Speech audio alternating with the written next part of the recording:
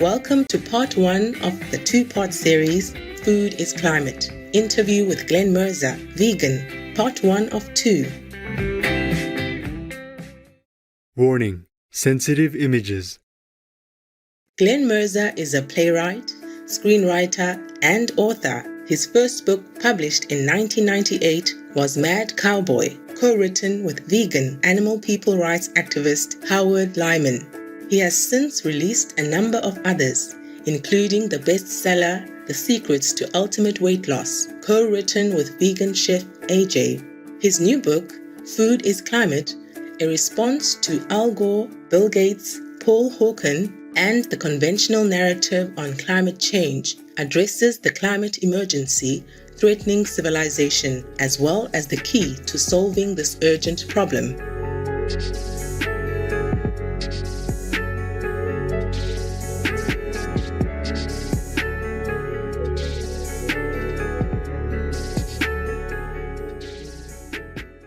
Today we are honored to have Glen Merzer with us to speak about his new book and the foremost cause of the environmental destruction on our planet. We're told often by the media and by politicians that the leading cause is the burning of fossil fuels for energy and transportation. That's one factor, but the leading cause is animal agriculture. Animal agriculture causes about 87% of the global warming, the greenhouse gases. There are multiple ways in which it brings greenhouse gases into the atmosphere. First of all, the farmed animals, the cattle, the sheep, the goats, belch methane into the atmosphere. And methane is up to 120 times as powerful a greenhouse gas as carbon dioxide. The animal waste gives off methane and nitrous oxide. Nitrous oxide is 300 times as powerful a greenhouse gas as carbon dioxide. And then you have to look at the pasture maintenance fires. The pasture maintenance fires are set to keep the grazing land full of grass for the cattle to graze and not allow any trees or other vegetation to get in the way. But the pasture maintenance fires bring carbon dioxide into the atmosphere and they degrade the soil. Soil can store twice as much carbon as trees. So when we degrade the soil, we're hurting ourselves. And then there's what we call the carbon opportunity cost. The carbon opportunity cost is the foregone sequestration. It's all the sequestration of carbon dioxide that we would have if only we had forest instead of grassland or instead of desert. And when we graze animals, we're wasting more than 1/3 of the non-ice land surface of the planet, and we're turning that land slowly into desert. So the solution to the climate crisis is to leave the earth alone. And I'll explain to you how we can do that.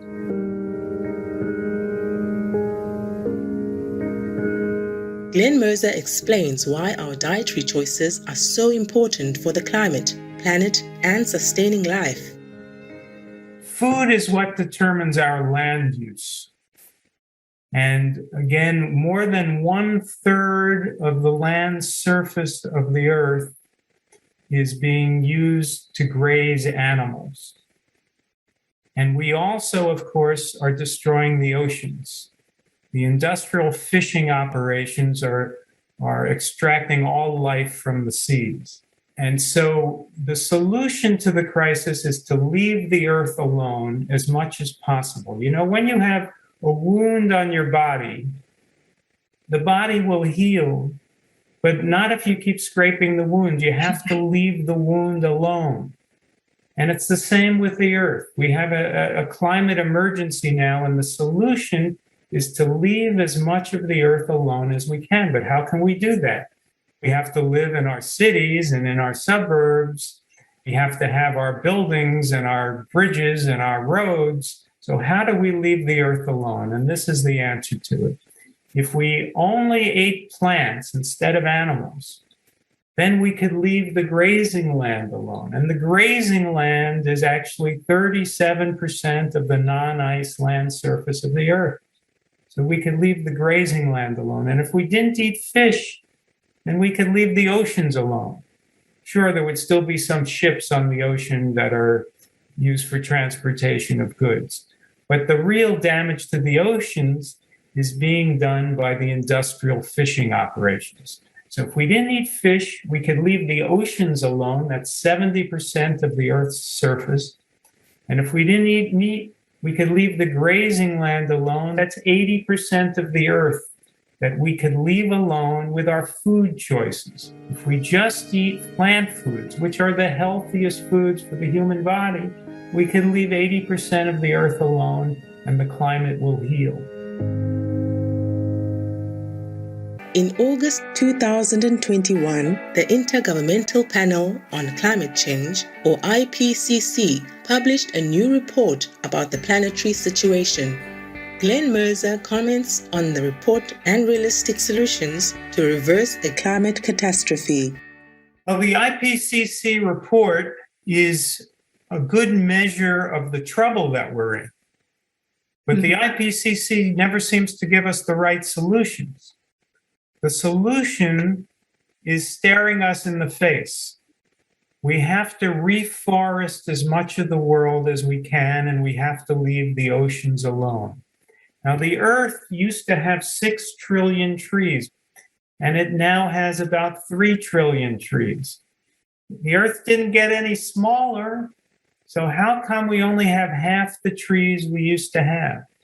A small part of it has to do with our cities. We chop down trees in order to build buildings, and we use some of the land of the world for our urban centers. But mostly, the leading cause of deforestation has been animal agriculture. As we speak now, the Amazon is being chopped down in order to graze cattle. The leading cause of deforestation is animal agriculture. We need to reverse that process. We need to grow trees where the cattle and the other animals now graze. The forest will come back if we just allow it to come back. We don't have to plant every tree. Most trees will plant themselves. We have to allow the forest to come back.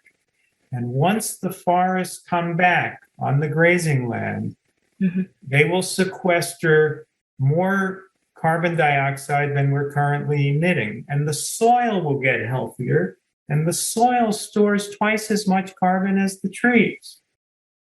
We need healthy soil, we need healthy forests, and we need to stop wasting so much of the Earth's land surface on grazing just in order to raise animals, which when we eat them, they give us heart attacks. It's foolish. All information concerning the scientific evidence of climate change and its solution is in Supreme Master Ching Hai's book, From Crisis to Peace, free for download at crisistopeace.org. As Glen Merzer highlights in Food is Climate, it is paramount for us as individuals to adopt plant-based diets in order to reverse global warming. Well, we can't wait for the politicians or the policymakers. They're all afraid to tell the truth. The truth is that we'll never be able to reverse climate change if we continue eating meat. So the solution is up to us. We all have to stop eating meat and eating dairy and eating eggs, eating animal foods, using animal products. We have to stop torturing animals. We have to allow forests to come back, allow vegetation to come back. And we should not have, as we currently do, 25 billion farmed animals in the world, all of them exhaling carbon dioxide. We shouldn't have any farmed animals. We should just have wild animals. Right. And if we allow the forest to come back, and we stop breeding animals to eat them, then that's the solution. And the politicians will never say it because they're scared they won't get reelected. So we, the people, have to lead. We have to just stop the demand for meat. If we don't eat meat, there'll be no demand, and animal agriculture will fold. That's the only solution. Our heartfelt thanks, Glen Merzer, for your important message. We pray that humanity quickly adopts the eco-friendly vegan lifestyle for the planet, for the animal people, and for humanity. For more information on Food is Climate, please visit glenmerzer.com. Vegan side effect. The ghosts that used to be around you, they left. Noble viewers, it's been a pleasure to have your company today.